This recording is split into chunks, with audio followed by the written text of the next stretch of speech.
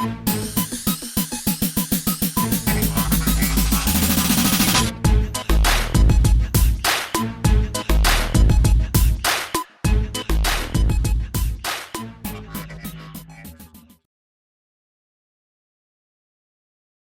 को जय यीशु। आज का वचन संत जोहन का सुसमाचार अध्याय 10 पद संख्या 10 में प्रभु यीशु कहते हैं, मैं इसलिए आया हूँ कि वे जीवन प्राप्त करें, बल्कि परिपूर्ण जीवन प्राप्त करें। बहुत सुंदर वचन है। प्रभु कहते हैं, मैं इसलिए आया हूँ कि तुम्हें जीवन मिले और परिपूर्ण जीवन मिले। इसके साथ हम आज का एक पत्र पढ़ते हैं। मैं रिया अमृतसर की रहने वाली हूँ। मेरे बेटे का ध्यान हमेशा मोबाइल, टीवी और इंटरनेट में रहता है। कितना भी डांटने पर वह सुनता नहीं। दिन ब दिन ज़िद्दी होता जा रहा है। ना चर्च जाता है और ना ही पारिवारिक प्रार्थना में भाग लेता है। जीवन में रुकावटें हैं। ऐसी कठिनाइयों में मैं क्या करूं? मुझे प्रेरणा दे। आज का पत्र सभी नौजवानों के लिए है, बच्चों के लिए है। और देखो, माता कहती है कि मेरा बच्चा इंटरनेट में रहता है, मोबाइल में रहता है और चर्च में नहीं जाता है। आज का युग बटन का युग है। बटन दबाओ तो सब कुछ ऑन हो जाता है, बटन ऑफ करो तो सब कुछ ऑफ हो जाता है। नए नए आविष्कार, न्यू टेक्नोलॉजी, सब कुछ नया। जहाँ पे हम मीलों दूर घंटों में जाते थे, दिनों में जाते थे, अभी हम सेकंड में पहुँचते हैं, घंटों में पहुँचते हैं। क्यों? क्योंकि सब कुछ अभी नया है। नए आविष्कार, फ़ोन, 1 सेकंड में हम मैसेज भेजते हैं, मीलों दूर पहुंचते हैं। अमृतसर से अमेरिका, अमेरिका से अमृतसर, सब कुछ नया है। किंतु जो कुछ भी बनाया गया है वो हमारे हित के लिए बनाया गया है, हमारी भलाई के लिए बनाया गया है। जो कुछ भी बनाया गया है, इसलिए प्रभु यीशु कहते हैं, मैं इस संसार में आया हूँ कि तुम्हें जीवन मिले और परिपूर्ण जीवन मिले। कि जो कुछ भी हो रहा है तुम सब लोग उसके भागीदार बनो, हिस्सेदार बनो। किंतु हिस्सेदार बनने का मतलब यही है कि प्रभु ने हमें एक जीवन दिया है, इंसान को बुद्धि और ज्ञान दिया है, और उस ज्ञान के साथ क्या हो रहा है? नए नए आविष्कार, न्यू टेक्नोलॉजी, और सब कुछ बदलता जा रहा है। उसके साथ साथ निर्दोष जीवन नष्ट हो रहे हैं। मेरे पास एक माता आई और उन्होंने कहा, सिस्टर, मेरा बेटा मोबाइल मांगता है। जो उसके साथी है वो बहुत ही अमीर घर का बच्चा है, उसके माता पिता उसे दे सकते हैं, और इसके पिता केवल 5,000 रुपया कमाते हैं, और मैं 8,000 का मोबाइल इसे कैसे दूं? मैंने उस बेटे को बुलाया, बातचीत किया, उसे समझाया और कहा, देखो बेटा, आप समझ जाओ, आप एक छोटे बेटे हैं, पढ़ रहे हैं, आपको मोबाइल की अभी ज़रूरत नहीं है। वो समझ गया, ठीक है, चला गया। अभी मैं ऐसी बातें कर ही रही थी कि दूसरी माँ आई, कहती है कि बेटा धमकियाँ देता है, अगर आप मुझे मोबाइल नहीं देंगे तो मैं यहाँ से भाग जाऊँगा। कहती है कि सिस्टर, मेरे पास पैसे नहीं थे किराया देने के लिए, इसके पिता के पास कोई नौकरी नहीं है, दिन में जो काम करता है, जो कमाता है, उसी के साथ हम जीते हैं। जब हम किराया नहीं दे पा रहे थे तो मैंने भी घर का काम किया, 5-6 घरों का काम करती हूँ। मैंने पैसा इकट्ठा किया और मैं एक जगह पे रखी थी। शाम को जब किराएदार आया, मैं पैसा देने लगी तो मुझे पैसा नहीं मिला, और मुझे मालूम था कि ये मुझे धमकियाँ दे रहा था, इसने चोरी किया होगा। तो क्या हुआ, मैंने इसे पूछा, मैंने मारा पीटा, और आखिर में इसने कहा कि हाँ माँ, मैंने पैसे चुराए हैं और मैंने मोबाइल ले ली है। देखो माता पिता को कितनी मुश्किलों का सामना करना पड़ रहा है, और जब वे दे देते हैं तो क्या होता है? समय बर्बाद, नींद खराब, रात को जल्दी सोते नहीं हैं, लेट से खेलते हैं और मोबाइल के साथ खेलते रहते हैं, सुबह में उठते नहीं हैं, स्कूल नहीं जा रहे हैं, पढ़ाई ख़त्म हो रही है, कमज़ोरी आ रही है, खाना नहीं खाते हैं। क्यों? क्योंकि अच्छी नींद नहीं आती है, सारी रात को मोबाइल के साथ खेलते हैं। ऐसे में क्या करना चाहिए? माता पिता को थोड़ा दृढ़ रहना है, क्योंकि जब माता पिता दृढ़ नहीं रहेंगे तो क्या होगा? परिवार का सत्यानाश होगा और बच्चों का सत्यानाश होगा। देखो प्रभु का वचन बहुत ही सुंदर से कहता है, प्रवक्ता ग्रंथ अध्याय 30 में कहते हैं, जो अपने पुत्र पुत्रियों को प्यार करता है वे उसे कोड़े लगाता है, जिससे बाद में उसे पुत्र से सुख मिले। इसका मतलब है जो अपने पुत्र को अनुशासन में रखता है उसे संतोष मिलेगा। जो अपने पुत्र को सिर पर चढ़ाता है उसे अपने घावों पर पट्टी बांधनी होगी। उसका हृदय हर चिल्लाहट पर कांप उठेगा।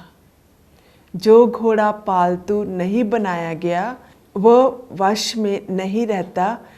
यदि पुत्र को अनुशासन में नहीं रखा गया तो वे सिर पर चढ़ जाएगा। इसलिए क्या करना है? माता पिता को अपने बच्चों को अनुशासन में रखना है। तुम अपने पुत्र को शिक्षा दो और अनुशासन में रखो, नहीं तो तुमको उसकी दुष्टता के कारण लज्जा होगी। तो वचन क्या कहता है? अपने पुत्र पुत्रियों को अनुशासन में रखो।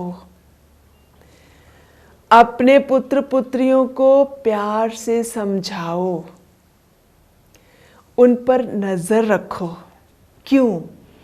एक बार मैं ट्रेन में जा रही थी तो एक माता ने मुझे बोला, देखो सिस्टर मेरा बेटा बहुत ही अच्छा है, बहुत अच्छा पढ़ता था, किंतु अचानक इसने अपनी पढ़ाई छोड़ दी है। मुझे भी उस बेटे पर बहुत तरस आया, वो बहुत अच्छा दिख रहा था, उस पर प्रभु की कृपा थी। मैंने माता पिता से कहा आप मुझे थोड़ी देर के लिए इससे बात करने दीजिए। जब मैं उससे बात कर रही थी तो उसने कहा, सिस्टर जब मेरे मम्मी पापा घर में नहीं रहते हैं, कहता है मैं इंटरनेट खोलता हूँ और मैं मूवीज़ को देखता हूँ, और वो सब मूवीज़ मेरे दिमाग में रहती हैं। जब मैं किताब खोलता हूँ तो मैं पढ़ नहीं पाता हूँ। तो मैंने कहा कि आप ऐसा क्यों कर रहे हैं बेटा? कहता है घर में कोई नहीं रहता है, दीदी कॉलेज में जाती है, मम्मी पापा जॉब में चले जाते हैं और मैं अकेले का फ़ायदा उठाता हूँ, और मैं बहुत अच्छी पढ़ाई कर रहा था सिस्टर, किंतु अभी मैं नहीं पढ़ पा रहा हूँ। फिर मैंने उसे बहुत समझाया, उसे मैंने काउंसलिंग दी और कहा देखो बेटा अभी आपका जीवन पढ़ने का है, इन सब बातों को छोड़ो और आगे बढ़ो। उसने मेरी बात को सुना और कहा और वादा किया कि अभी मैं ऐसा नहीं करूँगा। स्कूल डेज में बच्चों को मोबाइल नहीं देना है, टीवी इंटरनेट का टाइम रखना है। टीवी या इंटरनेट में काम करते हैं तो माता पिता को आसपास में रहना है, क्योंकि हमें अपने बच्चों का ख्याल रखना है। अगर हम अपने बच्चों का ख्याल रखेंगे तो क्या होगा? वे भविष्य में कुछ बनेंगे। 6 साल से 18 साल के बच्चों को तो मोबाइल देना ही नहीं है। अभी तो आजकल तो 5 साल के बच्चे भी मोबाइल खेलते हैं। अगर जीवन में कुछ बनना है तो समय का इस्तेमाल करो, समय का उपयोग करो, समय रखो। Skills learning is okay, but to get addicted into it, it may cause you harm. Skills learning is no harm, but when we get addicted into it, it may cause you harm. So, माता पिता को दुखी नहीं करना है। Learn, सीखो, ये हमारे जीवन के लिए लाभदायक है, किंतु उसमें एडिक्टेड नहीं होना है। सुधार आपके हाथों में है। भविष्य में आराम पाना चाहते हो तो मेहनत करो, खुद टाइम टेबल बनाओ, खेलने के लिए, प्रार्थना करने के लिए और सीखने के लिए। तो मुझे पूरा विश्वास है कि आप जीवन में सफल हो जाएंगे। तो मैं कुछ वचन बच्चों को देना चाहती हूँ। एफेसियों की नाम संत पौलुस का पत्र अध्याय 6 पद संख्या 1 से 3। बच्चों, अपने माता पिता की आज्ञा मानो, क्योंकि ये उचित है। अपने माता पिता का आदर करो। यह पहली ऐसी आज्ञा है जिसके साथ एक प्रतिज्ञा भी जुड़ी हुई है, जो इस प्रकार है, जिससे तुम्हारा कल्याण हो और तुम बहुत दिनों तक पृथ्वी पर जीते रहो। सुक्ति ग्रंथ अध्याय 1 पद संख्या 8 और 9। पुत्र, अपने पिता की शिक्षा पर ध्यान दो। अपनी माता की सीख अस्वीकार मत करो। यह मानो तुम्हारे सिर का सुंदर मुकुट होगा। सुक्ति ग्रंथ अध्याय 6 पद संख्या 20 और 22। पुत्र, अपने पिता की आज्ञाओं का पालन करो। अपनी माता की सीख अस्वीकार ना करो। उन्हें अपने हृदय में संयोए रखो। उन्हें अपने गले में बांध लो। वे तुम्हारे सभी मार्गों में तुम्हारा पथ प्रदर्शन करेगी। एक और पत्र है। मेरा नाम एंड्रिया है। मैं गाजियाबाद की रहने वाली हूँ। मेरी उम्र 35 साल की हो चुकी है। मेरी शादी नहीं हो रही। मेरी सहेलियाँ शादीशुदा हैं। उन्हें देखकर दिल ही दिल रोती हूँ। क्या करूँ, कुछ समझ नहीं आ रहा। संत लूकस का सुसमाचार अध्याय 1 पद संख्या 17 में प्रभु कहता है, ईश्वर के लिए कुछ भी असंभव नहीं है। जरमाया का ग्रंथ अध्याय 29 11 में लिखा है, मैं तुम्हारे लिए निर्धारित अपनी योजनाएं जानता हूँ, तुम्हारे हित की योजनाएं, अहित की नहीं। जब तुम मुझे पुकारोगे और मुझसे प्रार्थना करोगे, मैं तुम्हारी प्रार्थना सुनूंगा। जब तुम मुझे ढूंढोगे तो मुझे पा जाओगे। यदि तुम मुझे संपूर्ण हृदय से ढूंढोगे तो मैं तुम्हें मिल जाऊंगा। ये प्रभु की वाणी है। प्रभु कहते हैं, हर एक योजना मेरे हाथ में है और मैं तुम्हारे हित के लिए मैंने योजनाएं बनाई हैं। अविवाहित बहनों से मैं यही कहना चाहती हूँ, अपने जीवन को परखें। क्यों मेरी शादी नहीं हो रही है? क्या माता पिता की इच्छा के अनुसार आप चलते हैं? हो सकता है माता पिता ने आपके लिए रिश्ते ढूंढे थे और उन रिश्तों को आपने स्वीकार नहीं किया। हो सकता है माता पिता चाहते थे कि आप एक अच्छे परिवार में जुड़ जाएं, किंतु आपने उसे अस्वीकार किया। और हो सकता है सही रिश्ता आया था, आपने उसको स्वीकार नहीं किया। और आजकल मैं सुनती हूँ बहुत सारे नौजवान बहनें शादी नहीं करना चाहती हैं। वे कहती हैं, हमें अच्छा लड़का चाहिए, अच्छा जॉब होना चाहिए, अच्छा घर होना चाहिए, नहीं तो हम शादी नहीं करेंगे। और लड़के कहते हैं, हमें अच्छी लड़की चाहिए, बहुत सारा दहेज मिलना चाहिए, अगर दहेज नहीं मिलेगा तो हम शादी नहीं करेंगे। तो अगर ये सारी समस्याएं हमारे जीवन में आई हैं कि हमने जो रिश्ता हमारे लिए प्रभु ने भेजा था हमने उसे नहीं स्वीकारा है, इसका मतलब हमें पश्चाताप करना है।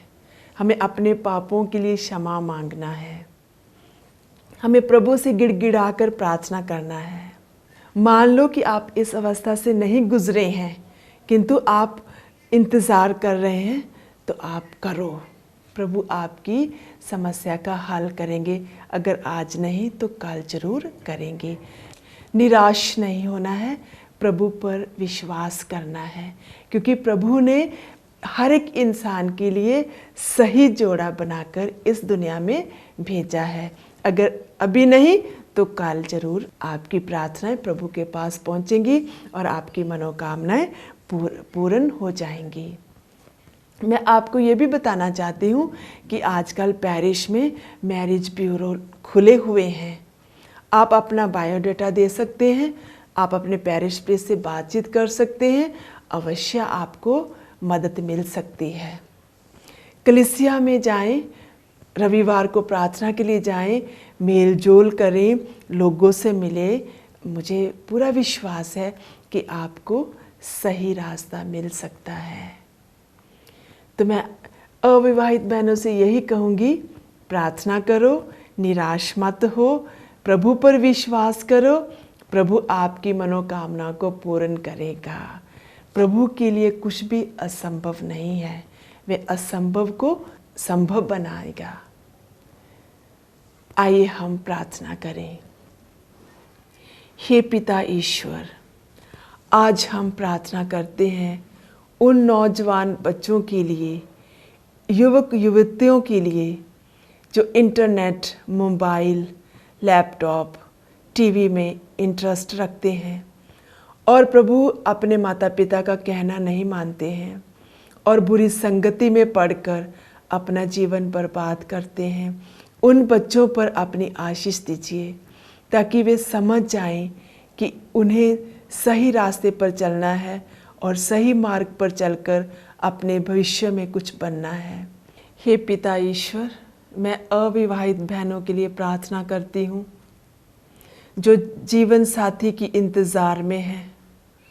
उनके बंधनों को तोड़ दे प्रभु यीशु और उनकी मांगों को पूरा कर यीशु राजा, ताकि वे अपने जीवन में सुखी जीवन बिता सकें और माता पिता अपनी बेटियों को सही घर में भेज सकें। हे पिता ईश्वर, अपने पवित्र आत्मा से भर और आज नहीं तो कल उनके लिए अपना द्वार खोल दे पिता ईश्वर और उनके जीवन को सफल बना।